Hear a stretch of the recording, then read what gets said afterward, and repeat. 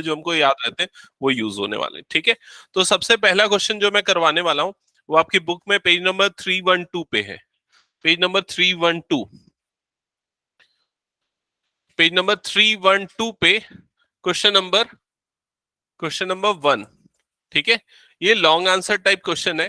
तो देखो क्वेश्चन में क्या लिखा है, find the area of the following region using integration. अब यहाँ रीजन जो आइडेंटिफाई किया है इसने, उसने उसको इस तरह से सेट के फॉर्म में रिप्रेजेंट किया है। ठीक है, और यहां पर ये लिखा हुआ है y इज लेस देन और equals to mod x plus 2 comma y is greater than और इक्वल्स टू एक्स स्क्वायर। ये दो कंडीशन। हाँ हाँ, तो सबसे पहले ना हम ये रीजन निकालेंगे। आप लोगों ने एलपीपी जब सॉल्व किया था तो याद है ना, शेडेड रीजन हम लोग निकालते थे। तो वैसे यहां पर भी शेडेड रीजन निकालना है आपको। पहले तो सबसे पहले तो वही करना है, शेडेड रीजन निकालना है। अब वो शेडेड रीजन इन दोनों कर्व से बाउंडेड होना चाहिए, ये दोनों कर्व से। ठीक है, तो सबसे फर्स्ट जो कर्व है इसको पहले ले लेते हैं। एक काम करते हैं, y इज इक्वल टू ये क्या हो गया, एक्स स्क्वायर। इनइक्वालिटी को पहले हमने इक्वेशन में बदला। तो ये किसकी इक्वेशन है, पैराबोला। इस पैराबोला का फेस किस तरफ होगा, positive direction of y axis, क्योंकि एक्स स्क्वायर है, वाई हमेशा क्या होगा, पॉजिटिव। तो सबसे पहले हम ये पैराबोला बना देते हैं। इसका वर्टेक्स ओरिजिन पे ही आएगा। ठीक है, ये हमने बना दिया ये पैराबोला इस तरह से। ठीक है, और इस पैराबोला की मार्किंग भी कर देते हैं। इसने क्या लिखा, y is equal to x square. हालांकि सॉल्यूशन में आपको क्वेश्चन दिख ही, इसका सॉल्यूशन का फिगर दिख रहा होगा, लेकिन उसको मत देखो। आप ये देखो कि हमने जब ये पैराबोला बनाया है तब ये इक्वेशन के लिए बना है, लेकिन हमारे पास क्या है, इनइक्वालिटी है। तो इनइक्वालिटी के केस में क्या होता है, या पैराबोला के अंदर का रीजन सॉल्यूशन होता है या बाहर का होता है।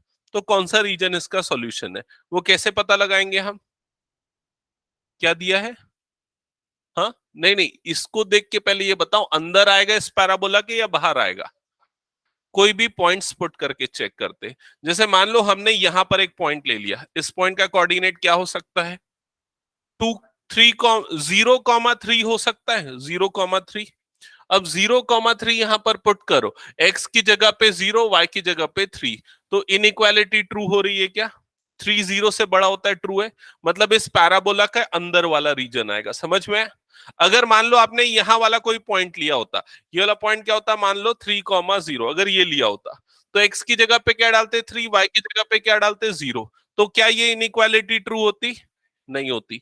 तो उस केस में आप इस रीजन को शेड नहीं करते। जैसे एलपीपी में हम टेस्टिंग करते थे ना लाइन की, कौन से रीजन को शेड करना है, वैसे यहां पर भी चेक करना पड़ेगा। क्योंकि जरूरी नहीं हमेशा अंदर हो, कई बार बाहर वाला रीजन भी शेडेड रीजन हो सकता है। क्लियर ये चीज सबको। तो ये हो गया। अब उसके बाद दूसरा, हम इस वाली इनइक्वालिटी के सॉल्यूशन पे आते। तो इस इनइक्वालिटी पे जब हम फोकस करेंगे तो y इज इक्वल टू, एक हो जाएगा x प्लस 2 और दूसरा हो जाएगा y is equal to minus x plus 2। क्योंकि जब आप मॉड x को हटाओगे तो प्लस x बनेगा और माइनस x बनेगा। क्लियर। प्लस x कब बनेगा, जब x की वैल्यू क्या होगी, 0 से बड़ी। 0 से बड़ी मतलब यहां y एक्सिस के राइट साइड की तरफ, समझ गए। तो y एक्सिस के राइट साइड की तरफ जब आप ग्राफ प्लॉट करोगे तो ऊपर वाली इक्वेशन को यूज करोगे। और माइनस एक्स कब होता है, जब x की वैल्यू क्या होती है, लेस देन 0। मतलब कि यहां पर, समझ में आया ये चीज। तो जब आप लेफ्ट साइड का ग्राफ बनाओगे तो नीचे वाली इक्वेशन को यूज करोगे। क्लियर यहां तक सबको कंसेप्ट।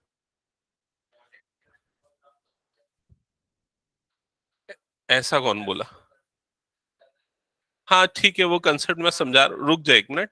1 मिनट में बस बता रहा हूँ, रुक जा। ठीक है, ये तरीका समझ में आया। अगर आपको ये तरीका पसंद नहीं है तो दूसरा एक और तरीका जो शॉर्टकट अप्रोच है वो भी डिस्कस कर लेते। उसमें क्या है, कई बार कंफ्यूजन हो जाता है, तो इसलिए मैं एकदम फंडामेंटल अप्रोच आप लोगों को बताया। इससे ग्राफ अगर आपको बनाना है, मान लो इससे ग्राफ बनाना है, तो यहां पर क्या लिखा है, y is equal to x plus 2। अब आप x की वैल्यू 1 डालो तो y की वैल्यू क्या मिलेगी, 3। 1,3 आपको पॉइंट मिल जाएगा, ये 1,3। x की वैल्यू 2 डालो, y क्या मिलेगा, 4। इस तरह से आपको पॉइंट मिल जाएंगे। और x की वैल्यू अगर 0 डालूंगा तो y की वैल्यू क्या मिलेगी, 2। तो ये ग्राफ जो बनेगा ये कुछ ऐसा बनेगा, समझ गए ना। सिर्फ मैं राइट साइड पे बनाऊंगा इसका ग्राफ। ठीक है, अब नीचे वाले पे आते हैं। यहां पर इसका जब ग्राफ बनाना है, अगेन एक्स की वैल्यू मान लो मैं 0 रखता हूं, वैसे 0 तो इसमें है नहीं, लेकिन मान लो अगर मैं 0 रखता हूं यहां पर, क्योंकि 0 ही ट्रांजिशन पॉइंट है ना, 0 रखूंगा तो y की वैल्यू क्या आएगी 2। एक्स की वैल्यू अगर मान लो मैं -1 रखूंगा, अब नेगेटिव वैल्यू रखूंगा क्योंकि ये लेफ्ट साइड पे ले रहे हैं, तो -1 रखूंगा तो क्या आ जाएगा +3। समझ रहे हो ना, तो -1 पे +3 एंड सो ऑन। तो इसका ग्राफ कैसा बनेगा, इस तरह का बनेगा। समझ में आई ये चीज सबको? ये तरीका है अगर आप लोगों को समझ में नहीं आ रहा फंडामेंटली तो। अब दूसरा तरीका भी बताता हूं, जैसे अगर मान लो y is equal to mod x है, तो इसका ग्राफ आप सबको पता है, इसका ग्राफ कैसे बनता है, वी शेप में बनता है इस तरह से, जिसका वर्टेक्स कहां पर आता है, ओरिजिन पे। क्लियर ये चीज? अब अगर मान लो मैं ये लिखता हूं y is equal to mod x -2, तो क्या बनेगा, उसका ग्राफ कैसा बनेगा पता है? उसका ग्राफ का ये जो वर्टेक्स है वो नीचे शिफ्ट हो जाएगा, ये नीचे आ जाएगा और ऐसा वी शेप्ड बनेगा। समझ में आई ये चीज? और अगर मान लो y is equal to mod x +2 है, तो उसका ग्राफ कैसा बनेगा, उसका ग्राफ कहां पर शिफ्ट हो जाएगा, ऊपर शिफ्ट हो जाएगा, जैसे कि इस क्वेश्चन में हुआ है। आ रहा हूं, उस पॉइंट पे आ रहा हूं, वेट कर। ये वाला क्लियर हो गया ना सबको? अब इसका जो क्वेश्चन है कि अगर मॉड x ऐसा है, y is equal to mod x +2, अगर मॉड के अंदर में +2 आ रहा है तो ग्राफ कैसा बनेगा? तो कैसा बनेगा, कौन बता सकता है? तो इसका जो ग्राफ बनेगा ना वो वैसा ही वी शेप्ड बनेगा, लेकिन अब वो कहां पर, वर्टेक्स कहां पर आ जाएगा, -2 पे आ जाएगा। समझ गए इसका ग्राफ? लेकिन अगर ऐसा है y is equal to mod x -2, again V shaped बनेगा, लेकिन वर्टेक्स कहां पर आ जाएगा, +2 पे। समझ गए? एकदम सिंपल सा कंसेप्ट है। अगर मॉड के अंदर पे +2 -2 जो भी है उसको आप इक्वल टू 0 करो, समझो, समझे? एक्स उसको इक्वल टू 0 करो, जो भी एक्स की वैल्यू मिल रही है वर्टेक्स वहां पर आएगा। और अगर मॉड के बाहर इस तरह से मिलता है मॉड x +2, तो सिंपली यहाँ y एक्सिस में शिफ्टिंग होगी। तो ग्राफ सबको समझ में आ गया ना बनाना? ग्राफ के इसका जो फिगर बनता है ना, ग्राफ बनता है, उसके पॉइंट्स मिलते हैं, उसके उसके मतलब मार्क्स मिलते हैं। ठीक है, तो इसलिए समझना जरूरी है। ये डिलीट कर रहा हूं फिर पूरा मैं। ओके, ये हो गया। अब इसका सॉल्यूशन रीजन चेक करते हैं। अब ये लाइन के बाहर भी हो सकता है, अंदर भी हो सकता है, वैसे तो अंदर ही होना चाहिए, बाहर नहीं होगा। क्यों नहीं होगा बाहर? नहीं, उसका रीजन प्रॉपर बताओ। नहीं वो ठीक है, वो ठीक है, मैं समझ गया, लेकिन बाहर भी तो कॉमन पॉइंट हो सकता है ना लाइन के। हम सिर्फ अंदर वाले को क्यों शेड करेंगे, ये पूछना चाह रहा हूं मैं। कोई बताएगा? क्योंकि जब बाहर कर देंगे ना शेड तो अनबाउंडेड रीजन हो जाएगा, तो उसका एरिया इनफाइनाइट आ जाएगा, फाइनाइट नहीं आएगा उसका एरिया। समझ रहे हो ना? इसीलिए ऑब्वियसली इसके अंदर आएगा। फिर भी अगर आपको चेक करना है तो आप एक काम करो, ये ओरिजिन को पुट करके देख लो। इसमें ओरिजिन क्या होता है, 0 0 पुट करोगे, 0 और एक्स और वाई दोनों की जगह पे 0, तो 0 2 से छोटा है, ट्रू हुआ, मतलब इससे नीचे की तरफ बनेगा। तो ये वाला आपका शेडेड रीजन हो जाएगा। तो यहां तक का पार्ट सबको क्लियर कि कैसे आइडेंटिफाई करेंगे जिस रीजन का एरिया निकालना उसका ग्राफ? ठीक है। अब उसके ज्यादातर ऐसे केसेस में सिमेट्रिकल रीजन आपको मिलता है, जैसे यहां पर भी आपको सिमेट्रिकल रीजन मिल रहा है। तो सिमेट्रिकल रीजन मिलने से क्या होता है, आपको बस एक साइड का निकालना है, फिर उसके बाद उसको डबल कर देना है। क्लियर ये चीज? तो हम राइट साइड के लिए निकालते हैं, उसके लिए इसकी मार्किंग कर देते हैं। ये वाले पॉइंट को मैं मार्क कर देता हूं ओ, ये वाले पॉइंट को मैं मार्क कर देता हूं ए, इस पॉइंट को मार्क कर देता हूं बी, और यहां से एक परपेंडिकुलर बनाता हूं जिसको मैं मार्क कर देता हूं सी। इस तरह से। यहां तक सबको क्लियर हो गया ना? पक्का? अच्छा, अब ओ का जो कोऑर्डिनेट होगा वो ऑब्वियसली क्या होगा, 0,0। ए का कोऑर्डिनेट क्या होगा, 2, 0,2। ये ए का कोऑर्डिनेट हो जाएगा 0,2। अब यहां पर बी का कोऑर्डिनेट क्या होगा और कैसे निकलेगा? दोनों की इक्वेशन को सॉल्व करने से, क्योंकि बी जो है वो दोनों की इक्वेशन में आ रहा है। कौन दोनों की इक्वेशन में आ रहा है? पहली इक्वेशन क्या है, y is equal to x+2। Mod को हटा दो। अब क्यों हटेगा, मॉड x की जगह पे प्लस एक्स आ जाएगा। समझ गए ना क्यों प्लस एक्स आएगा? क्योंकि हम पॉजिटिव के लिए ले रहे हैं। और दूसरी इक्वेशन क्या है, y is equal to x²। हमको मतलब है इसके x कोऑर्डिनेट से, क्योंकि मैं x एक्सिस के रिस्पेक्ट में वो एरिया निकाल रहा हूं इसलिए। तो हम x की वैल्यू निकालेंगे, तो उसके लिए y की जगह पे x² पुट कर देंगे, तो x² is equal to x+2। यहां तक सबको क्लियर? ये दोनों इधर शिफ्ट हो जाएगा, x² -x -2 is equal to क्या हो गया, 0। मिडिल टर्म स्प्लिट करो, अगर हो सकता है तो। हो सकता है क्या मिडिल टर्म स्प्लिट? किसमें होगा? X square minus 2x plus x minus 2 is equals to 0। Pair बनाओ, फर्स्ट पेयर से x कॉमन निकलेगा, ये हो गया x माइनस 2 प्लस 1 कॉमन निकलेगा, x minus 2 is equal to 0। You will get two values of x। पहली value 2 आएगी, दूसरी वैल्यू -1। ठीक है, हम कौन सी वैल्यू कंसीडर करेंगे? 2 वाली वैल्यू। कुछ गड़बड़ हो गया यार? नहीं, ठीक है ठीक है। हाँ हाँ, ये डाउट मेरे को भी हुआ, जो डाउट तेरे को हुआ। क्या डाउट हुआ बता इसको? एक 2 आ रही है, दूसरी -1। तो 2 आ रही है तो 2 तो होगा, -1 तो ये यहाँ पर -1 पे तो कट नहीं कर रहा है ना, है ना? यही डाउट हो रहा है। ये भी 2 पे कट करना चाहिए क्योंकि सिमेट्रिकल है। ये डाउट मेरे को भी है जैसे ही आंसर आया। तो उसका रीजन क्या है पता है? क्योंकि हम सिर्फ राइट साइड वाले लाइन को ले रहे हैं। समझ रहे है कि नहीं? जब तू लेफ्ट साइड वाली लाइन को लेगा ना, तब तेरे को उस हिसाब से मिल जाएगा। क्लियर ये चीज?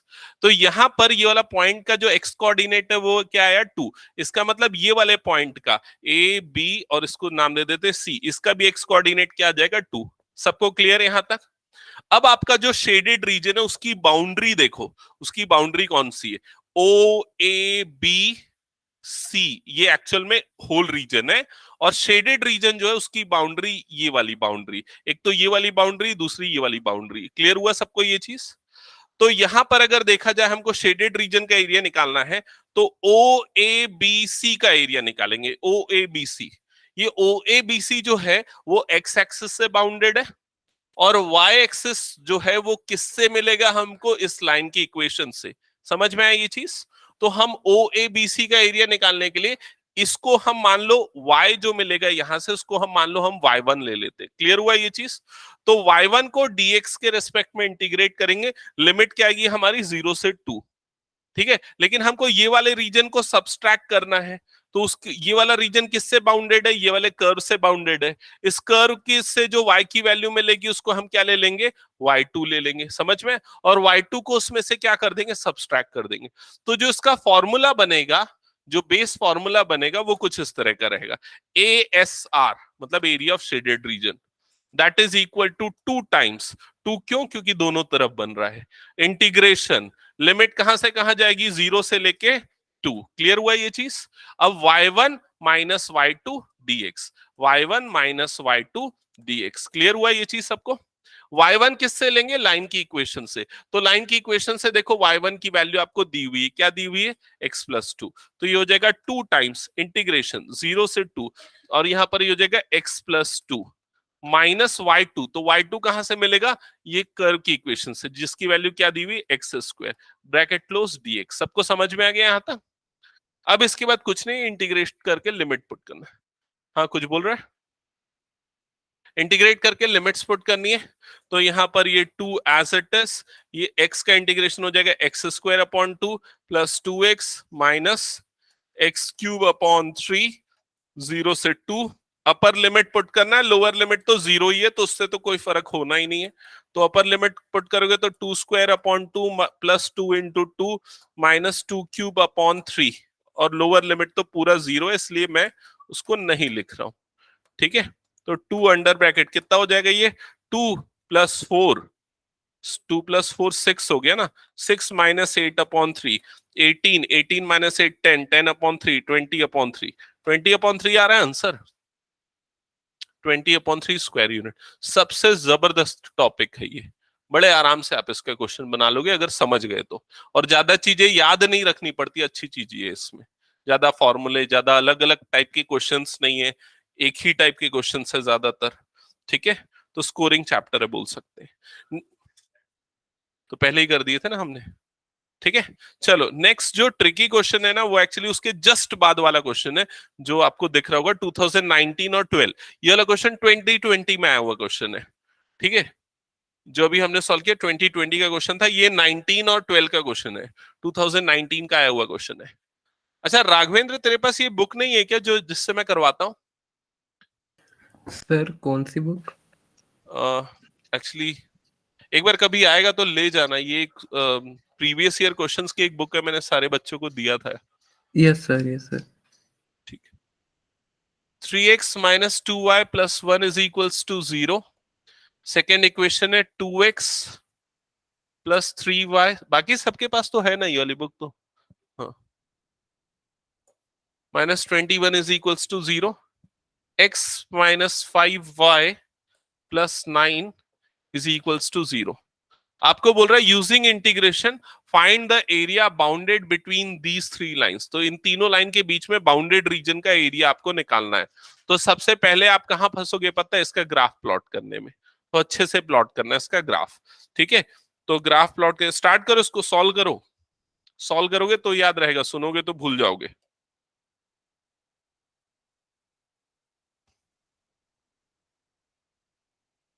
ये हो गया एक्स एक्सिस, ये हो गया वाई एक्सिस, ठीक है। अब यहां पर जो फर्स्ट वाली लाइन है वो है 3x minus 2y plus 1 is equals to 0, okay. तो इसका ग्राफ बनाने के लिए पहला काम हमको क्या करना पड़ेगा? इसके कोई भी दो पॉइंट्स चाहिए हम। सबसे बेहतरीन कौन सा तरीका होता है? इसके इंटरसेप्टिंग पॉइंट्स निकाल लो। इंटरसेप्टिंग पॉइंट मतलब x को 0 करो, y को 0 करो, ऐसे वाले निकाल लो। तो एक बार जब x को 0 करूंगा तो y की वैल्यू कितनी आ जाएगी? +1/2। ये बोला ना, पहली गलती यही करोगे। पॉइंट करके देखियो, ठीक है। अब उसके बाद y को 0 कर दो, तो y को 0 करोगे तो ये क्या आ जाएगा? -1/3 मतलब 0.33, ठीक है। अब इसको मैं प्लॉट नहीं कर रहा हूं, खाली पॉइंट निकाल के रखा हूं। नेक्स्ट पॉइंट, नेक्स्ट लाइन पे आते हैं। तो नेक्स्ट लाइन है 2x plus 3y minus 21 is equals to 0। इसके लिए भी निकाल लेते हैं। ये हो गया x, ये हो गया y, ठीक है। x इज इक्वल टू 0 रखते हैं तो y की वैल्यू क्या आ जाएगी? 7। फिर उसके बाद y इज इक्वल टू 0 रखते हैं तो x की वैल्यू क्या आ जाएगी? 21/2 मतलब कि 10.5 लगभग ये आ जाएगा, है ना। फिर उसके थर्ड लाइन की इक्वेशन पे आते हैं। x minus 5y plus 9 is equals to 0, ठीक है। इसके लिए भी ये x और y लेके पहले पॉइंट्स निकाल लेते हैं। x इज इक्वल्स टू 0 रखता हूं, मान लो x इज इक्वल्स टू 0, तो y की वैल्यू कितनी आ जाएगी? 9/5। पॉइंट में कितना होगा? लगभग 1.8, 1.8 के आसपास आएगा ना। हाँ, और अगर y इज इक्वल्स टू 0 रखूंगा तो x की वैल्यू क्या आ जाएगी? -9, ये आ जाएगी, ठीक है। ये हो गया। अब एक एक करके सबकी प्लॉटिंग करते हैं, ठीक है। सबसे पहली वाली लाइन की प्लॉट करते हैं तो पहले उसके पॉइंट आइडेंटिफाई कर लेते हैं। 0, 1.0, 0 और 0.5 मतलब यहां पर कहीं आएगा लगभग। पहले वाई एक्सिस में देख लो, सबसे बड़ा नंबर कितना जा रहा है? ये जा रहा है 7, तो उस हिसाब से हम मार्किंग कर लेते हैं। तो ये वाला आ जाएगा 0.5, ठीक है। और दूसरा है नेगेटिव एक्स आ रहा है ना, -1.3, तो ये यहां पर कर लेते हैं -0.3, ये वाला पॉइंट, ठीक है। इसको ज्वाइन करते हुए लाइन ड्रॉ कर देना। तो पहली जो लाइन बनेगी वो कुछ ऐसी बनेगी, ये वाली। इस लाइन का नाम भी लिख देना। इस लाइन का नाम क्या है? 3x minus 2y plus 1 is equals to 0, ठीक है। अब आते हैं हम दूसरी लाइन की इक्वेशन पे। ये वाली लाइन का भी हमने किया। दूसरी लाइन पे आते हैं। दूसरी लाइन ये वाली है, ठीक है। अब इसके पॉइंट्स देखो ये हैं, तो इनको लोकेट करते हैं। तो 0,7, ये 0,7 यहां पर कहीं आ जाएगा, ठीक है। 0,7, और दूसरा जो पॉइंट है वो है 10.5,0, वो यहां पर कहीं आ जाएगा। अब इन दोनों को भी ज्वाइन करते हुए लाइन ड्रॉ कर देते हैं। तो इस तरह से बन जाएगी ये लाइन, इन दोनों को ज्वाइन करते हुए। इस लाइन का भी नाम लिख देते हैं। इस लाइन का नाम है 2x plus 3y minus 21। 2x plus 3y minus 21 is equals to 0। Time taking question है, हड़बड़ी में गलत मत करना, ध्यान से बनाना, ठीक है। थर्ड वाले पे आते हैं। थर्ड वाली लाइन ही, हाँ हाँ ठीक है, 10.5 है। उसको अभी मैं लिख नहीं रहा हूँ, हालांकि वो उतना यूज नहीं होगा इसलिए, ठीक है, खाली ग्राफ बनाने के पॉइंट ऑफ व्यू से। ओके, नेक्स्ट पे आते हैं। ये है 0,1.5, तो ये वाला पॉइंट यहाँ कहीं आ जाएगा 0,1.5। और दूसरा पॉइंट है -9,0। इसमें थोड़ी प्रॉब्लम हो रही है। -9 जो है वो कुछ इस तरफ आएगा, यहाँ पर कहीं आ जाएगा, है ना, यहाँ पर आ जाएगा। अब इन दोनों को ज्वाइन करते हुए लाइन ड्रॉ करेंगे तो थर्ड वाली लाइन कुछ ऐसी बनेगी, ठीक है। अब ये सही बनाए कि नहीं बनाए, तो रफ में बनाया हमने। तो उसके लिए अब हमको क्या करना पड़ेगा? सारे के कोऑर्डिनेट निकालने पड़ेंगे, ठीक है। देखो तो एक बार ग्राफ से देख के, ठीक तो बना है ना? हाँ, क्या हो गया? ठीक है ना? मैंने रफ में बनाया, आप स्केल वगैरह यूज करके बनाओगे एकदम अप्रोप्रिएट बनेगा फिर वो। अब यहां पर आपको 3 पॉइंट मिलेंगे, ये तीनों पॉइंट को मार्क कर देते, ए बी सी। आपको इन तीनों में जो बाउंडेड रीजन है उसका एरिया आइडेंटिफाई करना है, मतलब इस वाले रीजन का एरिया आपको निकालना है, जिसको अभी मैं शेड कर रहा हूं, ये वाले रीजन का एरिया। ठीक है, यहां तक क्लियर? क्या हो गया? अच्छा, वो रफ में बना रहे होगे, हो सकता है इसलिए ऐसा होगा। वो स्केल लेके बनाओगे एकदम प्रॉपर बनेगा। ठीक है। दूसरा एक और तरीका क्या है, आप वो थोड़ा ज्यादा इजी है मेरे ख्याल से, मुझे ऐसा लगता है, लेकिन वो प्रॉपर नहीं है इसलिए मैंने वो नहीं बताया। दूसरा तरीका क्या है, आप क्या करो, ये तीनों लाइन को ना ऐसे बना दो, तीनों लाइन को सॉल्व कर दो, मतलब पहले इन दोनों को सॉल्व कर लो, इन दोनों को सॉल्व करके एक्स और वाई की वैल्यू निकाल के बताओ क्या आएगी। इन दोनों को सॉल्व करो, एक्स और वाई की वैल्यू क्या आएगी बताओ।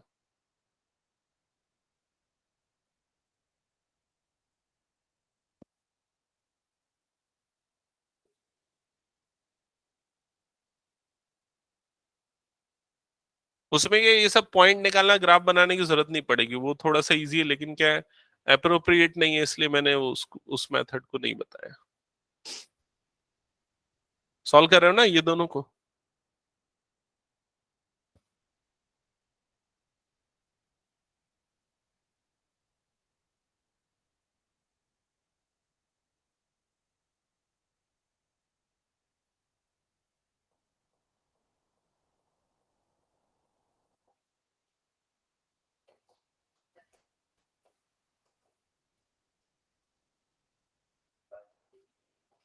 हम्म। तो क्या आ रहा है यहाँ पर, y5 और x3। तो यहाँ पर y इज इक्वल्स टू 5 और x इज इक्वल्स टू 3। और किसी का आया क्या, एक बार एक्नॉलेज करना तो।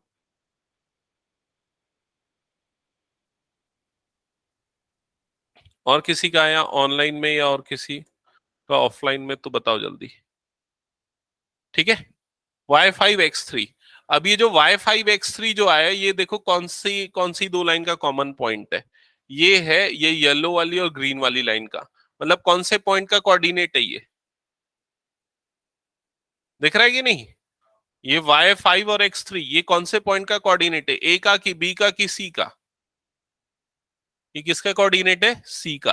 कैसे पता चला, क्योंकि देखो इसीलिए मैंने अलग अलग कलर की मार्किंग की थी। येलो वाली लाइन की इक्वेशन ये है, ठीक है। ग्रीन वाली लाइन की इक्वेशन क्या है, ग्राफ क्या है, ये है। ठीक है, और हमने उन दोनों को सॉल्व किया है, तो ये उन दोनों का कॉमन पॉइंट कौन सा है, सी है। तो इसलिए यहां पर सी का जो कोऑर्डिनेट होगा वो क्या होगा, 3,5। यहां तक क्लियर हुआ सबको? ठीक है। फिर उसके बाद इन दोनों को सॉल्व करो, इन दोनों को सॉल्व करो और बताओ क्या आएगा एक्स और वाई का value. y is equals to 3 और x क्या आ रहा है,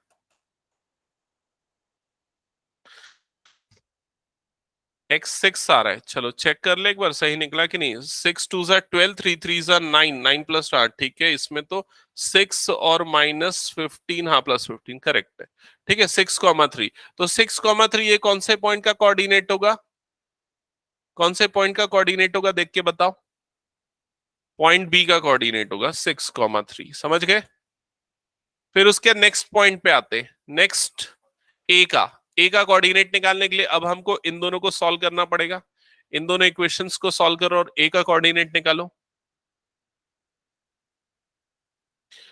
ऑनलाइन में सबको समझ में आ रहा है ना, क्लियर है? राघवेंद्र, वंशिका, अक्षता, कुछ डाउट होगा पूछना। Yes sir. y की वैल्यू 2 आ रही है और x की वैल्यू, x की वैल्यू 1 चेक करते, 2 2 ज़ा 4, हाँ 4 0 और -10 +10 0। ठीक है, तो a का कोऑर्डिनेट क्या आ गया, 2,1। ठीक है। अब जो मैं दूसरा तरीका आप लोगों को बोल रहा था ना, बिना लाइन ड्रॉ किए कैसे बना सकते हैं, वो तरीका भी समझो। आप क्या करो, आप खाली इक्वेशन सॉल्व कर लो, समझ गए? इक्वेशन सॉल्व कर लो, जिससे आपको 3 पॉइंट मिलेंगे, उसको सीधा ग्राफ में लोकेट कर दो। समझ गए ना? जैसे मैंने ये तीनों इक्वेशन सॉल्व की, सॉल्व करने के बाद ग्राफ में लोकेट कर दिया, ये हो गया। ठीक है। लेकिन उस समय ना आपको एक चीज थोड़ी ध्यान में रखनी पड़ेगी, आपको लाइन फिर भी पूरी ड्रॉ करनी पड़ेगी खींच के, और एक और काम करना पड़ेगा, जैसे कि ना आपको लाइन की इक्वेशन भी लिखनी पड़ेगी।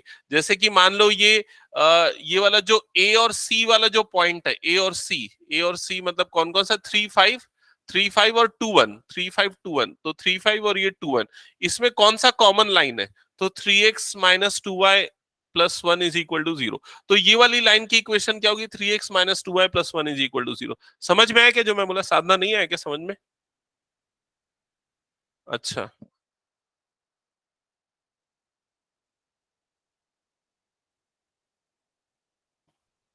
मतलब कहाँ कौन से स्टेप से कंफ्यूजन हुआ है?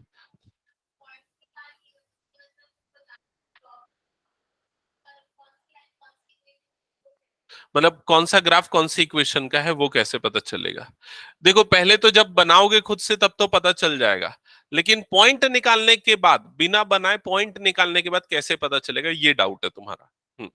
तो ये डाउट के लिए समझो इधर, जैसे हमारा ये वाला जो पॉइंट आया था 5 3, ये किन दोनों से आया था, इन दोनों को सॉल्व करने से आया था। ठीक है, तो 5 3 मतलब ये वाला पॉइंट हो गया, समझ में आई ये चीज। और अगला पॉइंट कौन सा है, मान लो ये वाला लेते, 6 3, किन दोनों को सॉल्व करने से आया था, इन दोनों को सॉल्व करने से। 6 3 कौन सा, ये हो गया। तो इन दोनों के लिए कॉमन लाइन कौन सी है, बीच वाली कॉमन लाइन है दोनों के लिए। तो ये जो बीसी को ज्वाइन करने वाली जो लाइन होगी, उसकी इक्वेशन कौन सी होगी, जो बीच में आ रहा है उसकी। समझ में आया कि नहीं ये चीज? ठीक है।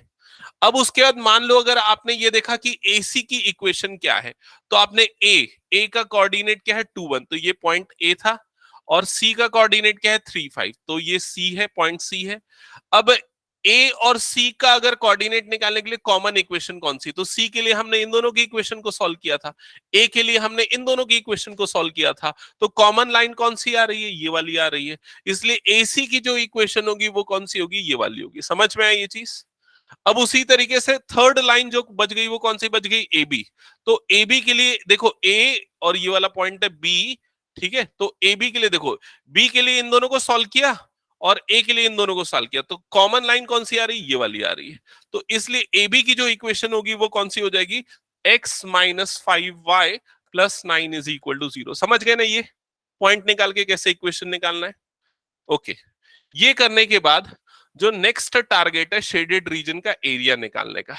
ठीक है, तो शेडेड रीजन का एरिया निकालने के लिए ना देखो, यहां पर हमको क्या करना पड़ेगा, पहले तो यहां से ना एक लाइन इस तरह से ड्रॉप करनी पड़ेगी, ये वाली और ये वाली। समझ गए ये चीज? अब यहां पर हम सबसे पहले ये देखेंगे कि ये वाला जो पार्ट आपको दिख रहा है एक्चुअल में, ये वाला जो पार्ट आपको दिख रहा है, ये क्या बन रहा है, एक, क्या नाम है इसका, ट्रेपेजियम। ठीक है, ये ट्रेपेजियम बन रहा है। और इसके अलावा इसके जो ऊपर में जो आपको पार्ट या पोर्शन दिख रहा होगा, ये वाला पार्ट भी क्या बन रहा है, एक ट्रेपेजियम बन रहा है। और उसके बाजू में एक और ट्रेपेजियम बन रहा है। ठीक है, ये वाला पार्ट भी एक ट्रेपेजियम बन रहा है। क्लियर हुआ ये चीज? तो इसमें ना हम सबसे पहले काम करते, इस वाला, ये वाली जो लाइन है ना, इसको हम y1 ले लेते। ये वाली जो लाइन है ना, इसको हम क्या ले लेते, y2 ले लेते। तो y1 को इंटीग्रेट करेंगे हम इस इंटरवल से लेके इस इंटरवल तक, तो आपको ये ट्रेपेजियम का एरिया मिलेगा। y2 को इंटीग्रेट करेंगे हम इस इंटरवल से इस इंटरवल तक, तो आपको इस ट्रेपेजियम का एरिया मिलेगा। और उसमें से आप क्या करोगे, ये वाले पार्ट को, मतलब इसको अगर मैं y3 ले लूं, तो y3 को माइनस कर देंगे इस इंटरवल में, तो उन दोनों ट्रेपेजियम में से ये माइनस हो जाएगा, तो आपको शेडेड रीजन का एरिया मिल जाएगा। क्लियर ये चीज? अब इसके लिए सबसे पहले ये लिमिट हम आइडेंटिफाई कर लेते हैं। तो ये वाले पॉइंट का कोऑर्डिनेट क्या है, 2, 1, तो x कोऑर्डिनेट 2 है, तो लिमिट हो गई 2। यहां पर क्या आ जाएगा, 3। और ये वाला क्या हो जाएगा, 6। समझ गए ये चीज? अब y1 y2 और y3 की वैल्यू को प्रॉपरली लिख देते हैं। तो y1 देखो, AC वाली जो लाइन है उससे आपको मिलेगा y1। ठीक है, तो y1 क्या हो जाएगा बताओ, y1 = क्या हो जाएगा, AC वाली लाइन की इक्वेशन कौन सी, ये वाली। तो क्या हो जाएगा, 1/2 अंडर ब्रैकेट 3x + 1, ऐसा ही होगा, करके देख लो। -2y उधर गया तो +2y, और 2 को क्रॉस मल्टीप्लाई कर दिया। अब y2 को लिख दो, y2 क्या होगा देख के बताओ। तो y2 जो है वो ये BC वाली लाइन वाली इक्वेशन है, तो वो क्या है, 2x + 3y - 21। तो उससे क्या आएगी y की वैल्यू, 1/3 आ जाएगा पहले बाहर, और ये हो जाएगा 21 माइनस 2x। क्लियर हुआ यहां तक सबको? अब आते हैं y3 पे। तो y3 आपको कैसे मिलेगा? तो y3 मिलेगा ए बी वाली इक्वेशन से, ये वाली ना। तो यहां से आपको वैल्यू मिल जाएगी 1/5 under bracket x plus 9। Clear हुआ ये चीज सबको? अब जो फॉर्मूला बनने वाला है ASR का, एरिया ऑफ शेडेड रीजन का, वो क्या होगा? इंटीग्रेशन 2 से 3 y1 dx प्लस फिर अगला क्या हो जाएगा? इंटीग्रेशन 3 से 6 y2 dx माइनस इंटीग्रेशन 2 से 6 y3 dx। समझ में आया ये? हाँ बताओ समृद्धि, क्या डो? A12 है क्या? मैंने गलत लिखा क्या? ए का कोऑर्डिनेट? हाँ A12। बाकी लोग क्या कर रहे थे, क्यों नहीं बताया? ए का कोऑर्डिनेट 1,2 है, मैं 2,1 लिख दिया था। ये 1,2 है, ठीक है। मतलब ये वाला एक्स कोऑर्डिनेट का पॉइंट भी क्या आ जाएगा? 1 आ जाएगा। तो पूरी गलती हो जाती, देखो एक गलती होती तो यहां पर ये क्या आ जाएगा? 1 आएगा। यहां पर ये क्या आ जाएगा? 1 आ जाएगा। अभी ठीक है? ओके समृद्धि, बाकी सब क्लियर? ओके। इसके बाद अब हम ये सब वैल्यूज पुट करते हैं। तो इंटीग्रेशन 1 to 3, बाकी लोग भी करेक्ट कर लेना, ऑनलाइन वाले बच्चे अगर कोई इसमें डाउट हो तो देख लेना। इंटीग्रेशन 1 to 3, y1 की जगह पे क्या आ जाएगा? 1/2। तो एक काम करते हैं, 1/2 को मैं पहले ही बाहर निकाल देता हूँ, ठीक है। तो ये 1/2 आ गया बाहर, ठीक है। और यहाँ पर क्या बच जाएगा? 3x प्लस 1 और ये हो जाएगा dx, ठीक है। फिर प्लस यहाँ पर 3 to 6 y2, तो y2 के लिए ये 1/3 को बाहर निकाल देते, 3 to 6 और ये हो जाएगा 21 माइनस 2x और ये हो जाएगा dx। फिर उसके बाद आ जाएगा माइनस y3, उसके लिए 1/5 को बाहर निकाल लेते हैं, इंटीग्रेशन 1 to 6 और यहाँ पर क्या आ जाएगा? x plus 9 dx। सबको क्लियर ये चीज? ओके। अब इंटीग्रेट कर लेते हैं। तो इंटीग्रेट करेंगे तो 1/2, इसका इंटीग्रेशन क्या हो जाएगा? देखो यहाँ पर लिमिट पुट करने में ना बहुत गलती होती है, तो ध्यान से समझना कैसे करो। सबसे पहले फर्स्ट वाला जो पार्ट है उसका इंटीग्रेशन क्या हो जाएगा? 3x² 2। तो आप सिर्फ x² पे लिमिट रखो अलग, समझ गए? 1 का क्या होता है? इंटीग्रेशन x, तो उस पे लिमिट रखो 1 से 3 और ब्रैकेट क्लोज करो। पूरे में करने जाओगे ना तो कैलकुलेशन ज्यादा टफ होता है। फिर उसके बाद प्लस 1/3, ठीक है। यहाँ पर 21, इसको ब्रैकेट में लिखते हैं क्योंकि 1/3 सबसे मल्टीप्लाई 21 और यहाँ आ गया x और लिमिट क्या आ जाएगी? 3 से 6 माइनस 2/2 इंटू ये हो जाएगा x², लिमिट क्या आ जाएगी? 3 से लेके 6। समझ गए यहाँ तक? फिर लास्ट आ जाएगा -1/5 अंडर ब्रैकेट, ये हो जाएगा x² और लिमिट क्या हो जाएगी? 1 से 6 प्लस 9 और यहाँ पर आ जाएगा x, लिमिट हो जाएगी 1 से लेके 6। क्लियर? अब इसके बाद फर्दर सॉल्व करते हैं। तो ये 1/2 एज इट इज, यहाँ पर देखो कितना हो जाएगा? 3 3 9, 9 माइनस 1 मतलब कितना हो जाएगा? 8, 8/2 मतलब कितना होगा? 4, 4 3 कितना हो जाएगा? 12। तो ये आ गया 12 प्लस 3 माइनस 1 मतलब कितना हो जाएगा? 2। समझ गए? क्या हुआ? 15 बोल रहा था क्या? चेक करो, ठीक तो आ रहा है ना? सही आ रहा है।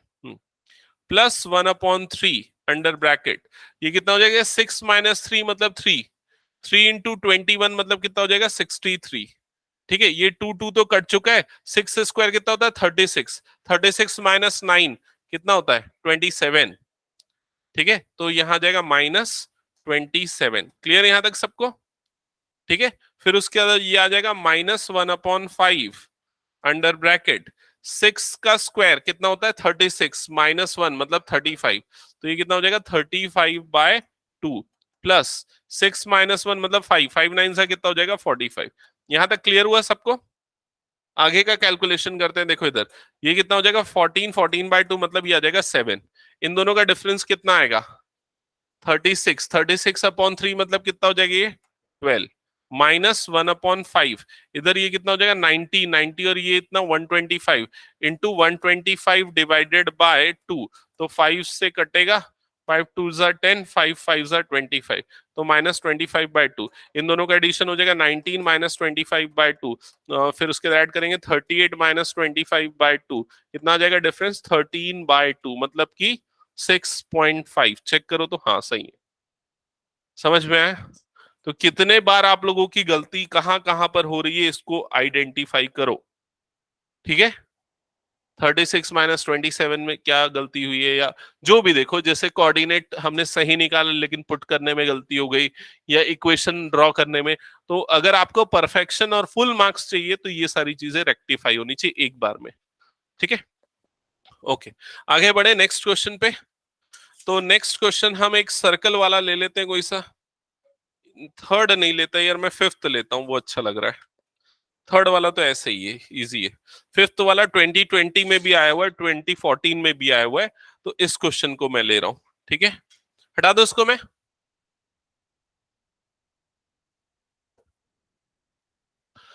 क्वेश्चन नंबर 5 ये आपको दिख जाएगा पेज नंबर 314 पे, और ये क्वेश्चन है, ये 2014 का और 2020 का क्वेश्चन है। तो क्वेश्चन की स्टेटमेंट है, find the area of the region in first quadrant enclosed by x axis, y is equal to x and circle. तो तीन चीजों के बीच में एनक्लोज्ड है, किसके किसके बीच में एनक्लोज्ड है? तो ये बोल रहा है, पहले बोल रहा है एक्स एक्सिस, फिर उसके बाद बोल रहा है y is equals to x, फिर बोल रहा है फर्स्ट क्वाड्रेंट में होना चाहिए, और सर्कल भी दे दिया। सर्कल क्या है? X square plus Y square is equals to 32। इन सब पे एनक्लोज्ड होना चाहिए। ठीक है, तो कुछ बेसिक चीजें जो आपको पता होनी चाहिए सर्कल की इक्वेशन के बारे में, और वो ये है कि सर्कल की इक्वेशन का स्टैंडर्ड फॉर्मूला क्या होता है? स्टैंडर्ड फॉर्म क्या होता है?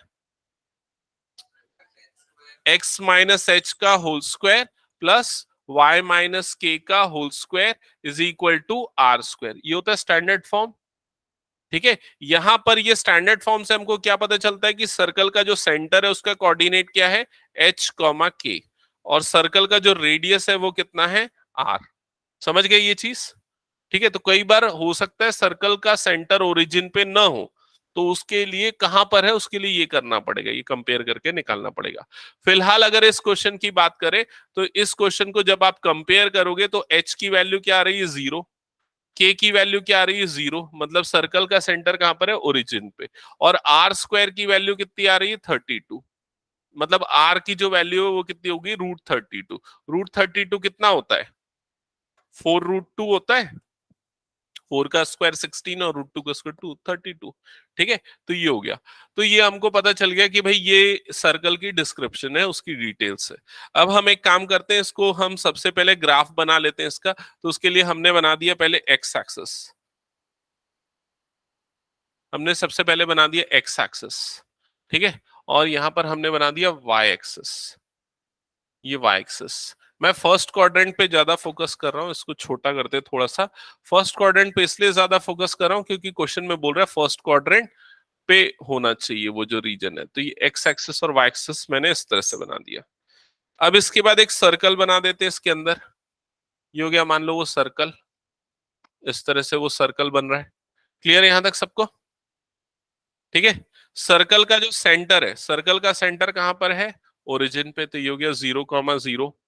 ठीक है, सर्कल का रेडियस कितना है? 4√2, तो ये वाला पॉइंट क्या हो गया? 4√2। ठीक है, और ये वाला पॉइंट भी कितना होगा? 4√2। क्लियर ये चीज?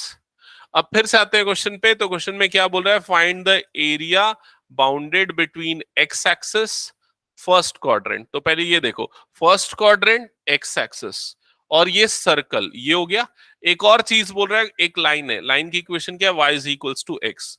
तो y is equals to x एक जो लाइन होती है वो कैसे बनती है? वो स्लोप 1 वाली लाइन होती है और वो पास होती है ओरिजिन से, जो कि कुछ इस तरह से बनती है। क्लियर हुआ है यहां तक सबको? तो यहां पर ये लाइन इसको इस तरह से कट करी। अब जो शेडेड रीजन है, अभी तो आपके सामने बुक है ज्यादातर बच्चों के सामने, तो उनको पता है कि कौन सा रीजन शेडेड है। लेकिन जब बुक नहीं रहेगी, जब ये क्वेश्चन पेपर में आएगा, तब आपको ये तीनों पॉइंट समझने पड़ेंगे। एक्स एक्सिस से बाउंडेड होना चाहिए, लाइन से बाउंडेड होना चाहिए, सर्कल से बाउंडेड होना चाहिए और फर्स्ट क्वाड्रेंट में आना चाहिए। मतलब जो आपका शेडेड रीजन है, जो रिक्वायर्ड रीजन है, बाउंडेड रीजन है, वो कौन सा रीजन होगा? वो ये वाला रीजन होगा। ये वाला रीजन का आपको एरिया निकालना है, ये आपको समझ। हाँ, फर्स्ट क्वाड्रेंट नहीं हो बोलता तो उसका एरिया कितना आता बताओ? फर्स्ट क्वाड्रेंट नहीं होता तो? हाँ,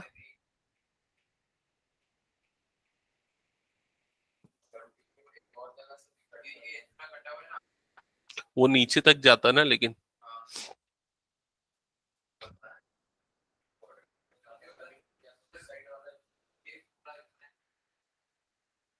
अगर मान लो ऐसा बोल दिया उसने, फर्स्ट क्वाड्रेंट नहीं दिया मान लो, तो आपका ना दोनों आंसर हो सकता था। एक तो ये वाला भी रीजन हो सकता था, दूसरा ये वाला भी रीजन हो सकता था, ऊपर वाला नहीं हो सकता था। ऊपर वाला क्यों नहीं हो सकता था? क्योंकि इसने क्या बोला? एक्स एक्सिस से बाउंडेड होना चाहिए। तो इसलिए ये वाला रीजन को कंसीडर करते और ये वाला रीजन, मतलब ये इसको अलग कैलकुलेट करते और इसको अलग कैलकुलेट करते। एक्स एक्सिस से बाउंडेड तो दो एरिया हो सकते थे। एक्स एक्सिस ये है ना, एक्स एक्सिस, इसलिए हम ये वाला सेक्टर लेते और ये वाला सेक्टर लेते, वो दो सेक्टर कंसीडर करते। क्लियर? लेकिन वो देगा ऐसा ही कि ज्यादातर फर्स्ट क्वाड्रेंट का ही देगा। अगर सेकेंड या थर्ड क्वाड्रेंट में आ रहा है तो सिमेट्रिक आएगा, जैसे हमने पिछले एक आध क्वेश्चन में देखा था। तो आपको इस रीजन का एरिया निकालना है। क्या ये समझ गए सभी के सभी? अच्छा, अब इस रीजन का एरिया निकालने के लिए पहले हम इसकी बाउंड्रीज को चेक करते। तो एक बाउंड्री में तो कोई डाउट ही नहीं है आपको, उसकी बाउंड्री क्या है? एक्स एक्सिस, मतलब हमको एक्स एक्सिस के रिस्पेक्ट में इंटीग्रेट करना है। दूसरी जो बाउंड्री है वो इस लाइन से है आधा, और बाकी आधा कहां से है? ये सर्कल की इक्वेशन से। तो वो कहां तक लाइन से बाउंडेड है? तो जो लाइन से बाउंडेड है तो उसको हम y1, और जो सर्कल से बाउंडेड है उसको y2 ले लेते। अब यहाँ पर एक पॉइंट आएगा जिस पॉइंट के बाद वो सर्कल से बाउंडेड हो जाएगा, तो वो पॉइंट का कोऑर्डिनेट हमको निकालना पड़ेगा। उस पॉइंट का कोऑर्डिनेट निकालने के लिए हम दोनों की इक्वेशन को सॉल्व करेंगे। लाइन की इक्वेशन जो कि y is equal to x है, सर्कल की इक्वेशन जो x square plus Y square is equal to क्या है? 32 है। क्लियर? तो यहां पर हमको एक्स कोऑर्डिनेट से मतलब है, इसलिए एक्स की वैल्यू निकालो। तो वाई स्क्वायर की जगह पे हम क्या पुट कर सकते हैं? X square. समझ रहे हो ना ये कैसे सॉल्व कर रहे हैं? तो ये हो जाएगा x square plus x square is equals to 32। So 2x square is equals to 32। So x square is equals to 16 and you will get x is equals to plus minus 4। तो हम सिर्फ प्लस 4 लेंगे क्योंकि first quadrant के बारे में बात कर रहा है इसलिए। तो ये वाला पॉइंट क्या हो जाएगा? +4। सबको यहां तक क्लियर? कट कर रहे हैं ना यहाँ पर, ये देख। ठीक है, ओके। अब उसके जो ASR होगा, एरिया ऑफ शेडेड रीजन होगा, ठीक है, वो क्या हो जाएगा? इंटीग्रेशन। इंटीग्रेशन सबसे पहले क्या आ जाएगा? 0 से 4, ये वाली लिमिट एक्स एक्स एक्सेस की, और यहाँ पर क्या आ जाएगा? y1 dx। समझ गए? प्लस इंटीग्रेशन 4 से लेके 4√2, मतलब ये वाली लिमिट, और इस पे क्या आ जाएगा? y2 dx। समझ गए? अब y1 की वैल्यू ये लाइन से मिलेगी, तो 0 से 4, y1 की जगह पे क्या आ जाएगा? ये x dx, plus integration 4 4√2, y2 की जगह पे ये वाली वैल्यू पुट करेंगे तो वो क्या आ जाएगा? √ओवर। तो 32 माइनस एक्स स्क्वायर है, लेकिन मैं उसको ऐसा लिखता हूँ √32 या 4√2, ऐसा लिख दूं क्या? 4√2 का स्क्वायर माइनस एक्स स्क्वायर, ऐसा ही होगा ना? ठीक है, क्योंकि फॉर्मूला डायरेक्टली अप्लाई कर सके, ताकि इसलिए। यहां तक सबको क्लियर? अब इसके बाद देखो यहाँ पर इंटीग्रेट करके लिमिट्स पुट करनी है। तो इस वाले पार्ट का इंटीग्रेशन क्या हो जाएगा? एक्स स्क्वायर अपॉन 2, लिमिट हो जाएगी 0 से लेके 4। सीधा लिमिट भी लगा दो, तो 16 माइनस 0 मतलब कितना होगा? 16। 16/2 मतलब कितना आ जाएगा? 8। तो ये तो 8 आ गया। ठीक है, अब इस वाले पार्ट पे आते, तो इसका इंटीग्रेशन का फॉर्मूला बताओ क्या था? x/2। तो x बाय क्या आ जाएगा यहाँ पर? 2, फिर √ओवर ए स्क्वायर माइनस एक्स स्क्वायर, तो इसका स्क्वायर माइनस एक्स स्क्वायर, ठीक है, प्लस a² बाय 2, मतलब इसका स्क्वायर तो कितना जाएगा? 32/2। समझ गए? फिर उसके बाद क्या था? साइन इनवर्स x/a, तो x/4√2, ये हो गया। और इसमें जो लिमिट लगने वाली है वो भी लिख देते हैं। तो इसकी लिमिट क्या है? इसकी लिमिट है 4 से लेके 4√2। अब इसमें ना ज्यादा दिमाग मत लगाना, बहुत सारी चीजें डायरेक्टली जीरो हो जाएंगी। जैसे जब अपर लिमिट रखोगे ना तो ये क्या हो जाएगा, पूरा जीरो। समझ गए ना क्यों जीरो, क्योंकि 4√2 यहाँ आएगा, 4√2 का स्क्वायर 4√2 का स्क्वायर जीरो। जब यहां पर रखोगे तो ये कितना 4√2 कट जाएगा और क्या बचेगा 1, और यहाँ 16 बचा है, तो ये हो जाएगा 16 साइन इनवर्स 1 बन जाएगा। क्लियर हुआ ये चीज सबको, अपर लिमिट पुट करने पे। माइनस लोअर लिमिट, तो लोअर लिमिट जब पुट करने जाओगे यहां पर तो क्या हो जाएगा 4/2 रूट ओवर, ये कितना हो जाएगा 32, 32 माइनस 16 ये हो जाएगा। फिर उसके बाद माइनस, माइनस ये वाला कितना हो जाएगा 16 साइन इनवर्स, यहां पर क्या हो जाएगा, अरे माइनस आएगा ना भाई, क्यों गलती करते हो, upper limit minus lower limit कर रहा हूं ना मैं, upper limit minus lower limit तो दोनों नेगेटिव होंगे ना, ठीक है। तो ये हो जाएगा 8 प्लस 16, ये कितना होता है π/2, माइनस ये हो जाएगा 2, और 16, 16 का रूट कितना होता है 4, 4 2 से कितना हो जाएगा 8, ठीक है। बोल क्या बोल रहा है, हाँ ये कितना होता है π/4, π/4 इंटू 16 मतलब क्या हो जाएगा पाई, 4 पाई ये आ जाएगा, ठीक है। फिर ये 2 1 सा 2 8 सा 8 पाई माइनस 4 पाई, अच्छा 8 8 भी कट जाएगा, 8 पाई माइनस 4 पाई मतलब क्या आ जाएगा आंसर 4 पाई, तो ये होगा फाइनल आंसर। क्रॉस चेक करो, नहीं यार गलत आया क्या, हाँ नहीं नहीं सही है 4 पाई, फाइनल लाइन में देखो ना, लास्ट लाइन में आ गया ना सही। हम्म, क्वेश्चन 8, बताओ क्वेश्चन 8 पूरा सॉल्व नहीं करता, हिंट दे देता हूं बस, क्योंकि बड़ी आसानी से बना दोगे।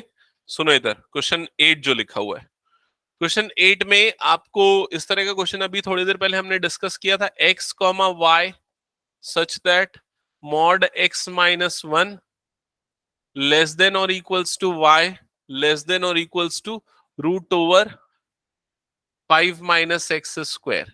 इधर समझो इधर, हाँ इधर ध्यान दो, पहले सबसे पहले ये जो एक एक कंबाइंड इनइक्वालिटी ने इसको दो अलग इनइक्वालिटी बनाएंगे, पहले इन दोनों को लेंगे तो क्या आ जाएगा, ये हो जाएगा, इनइक्वालिटी बना रहा हूं भी, ठीक है।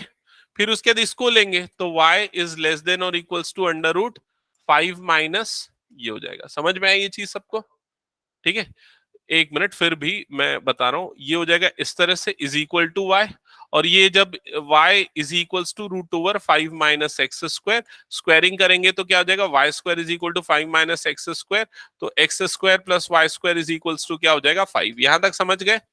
तो ये किसकी इक्वेशन है, ये वाली सर्कल की इक्वेशन, और ये किसकी इक्वेशन है, दो लाइन की इक्वेशन बनेगी वी शेप्ड वाला, क्योंकि यहाँ पर वो है ना मॉडुलस फंक्शन। तो इस सर्कल का रेडियस कितना होगा √5, सेंटर कहां पर आएगा ओरिजिन पे, ये जो वी शेप्ड ग्राफ बनेगा इसका वर्टेक्स कहां पर आएगा 1 पे आएगा, ठीक है। क्यों 1 पे आएगा, मॉड के अंदर वाले टर्म को इक्वल टू 0 करते जो x की वैल्यू आई वहां पर आता है। समृद्धि क्लियर, समझ में आया ना। फिर बाकी तो ग्राफ आपको दिख ही रहा है, उससे आप हेल्प लेके फिर आगे फर्दर सॉल्यूशन कर सकते हो। इसके अलावा क्वेश्चन नंबर 10, ये बहुत इंपॉर्टेंट क्वेश्चन है। मतलब देखो आपके में ना 3 तरह के क्वेश्चन आने का चांस है, मैं आपको बता रहा हूं। पहला क्वेश्चन जिसमें ट्राइंगल का एरिया निकालने बोल दे, उसके सीधे कोऑर्डिनेट दे दे या फिर इक्वेशन दे दे, ठीक है। हाँ हाँ, दूसरा पैराबोला लाइन, तीसरा सर्कल और लाइन, ये 3 तरह। नहीं इलिप्स, इलिप्स का बहुत रेयरली आता है, नहीं आता, चांस नहीं है, नहीं आता लेकिन। क्वेश्चन 10 जो है ना, क्वेश्चन नंबर 10 जो पेज नंबर 317 पे आपको दिख रहा है, उसमें देखो कोऑर्डिनेट दिए हुए, आपको एरिया निकालना है, तो भाई उसमें ना आपको इक्वेशन बनानी पड़ेगी ना। समझ रहे हो मेरी बात, कि मैं बताऊं एक बार उसको बोर्ड में।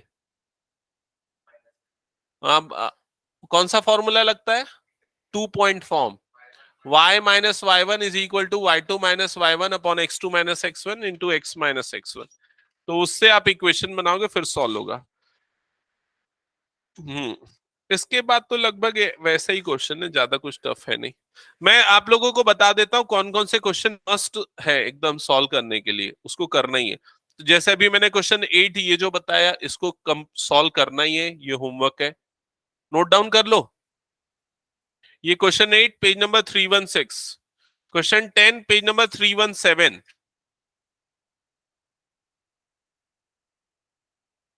Question number 12 page number 318।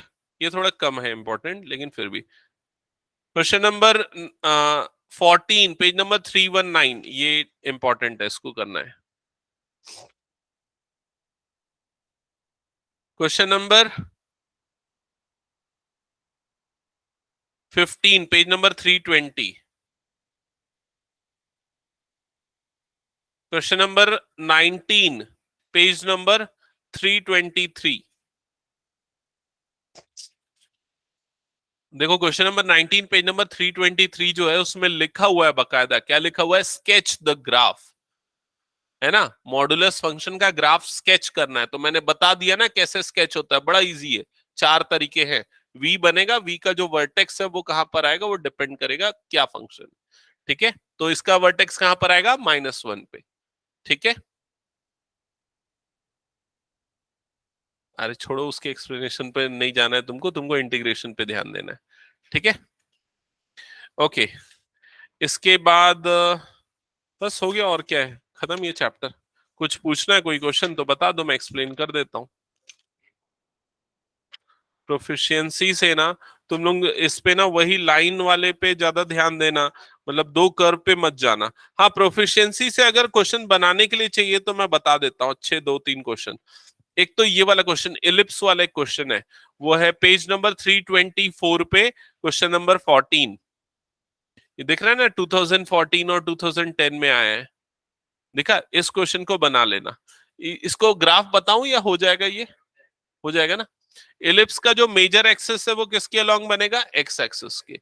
और मेजर एक्सिस की लेंथ कितनी होगी?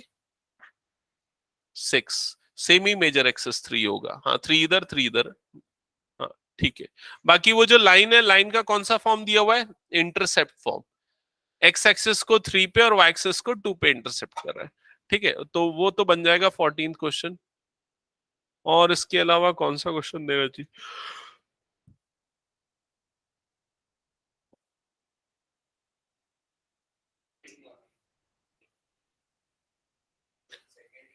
नहीं, 19 नहीं करना है, वो डिलीटेड है। 20। हाँ, दोनों दोनों सर्कल का इक्वेशन है, दोनों सर्कल का, इसीलिए बोला डिलीटेड है 19। हाँ, कौन सा बोला? 23। 23 भी डिलीटेड है, दोनों सर्कल का इक्वेशन है। हाँ, शिफ्टेड है, उसका सेंटर 3,0 पे आएगा, मतलब वाई एक्सिस पे आएगा, नहीं किस पे आएगा? एक्स एक्सिस पे आएगा।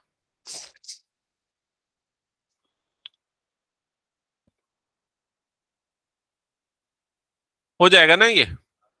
तो बस इस चैप्टर को अच्छे से स्ट्रॉन्ग कर लो, क्वेश्चन सॉल्व कर करके, फिर उसके बाद कौन सा पेज नंबर?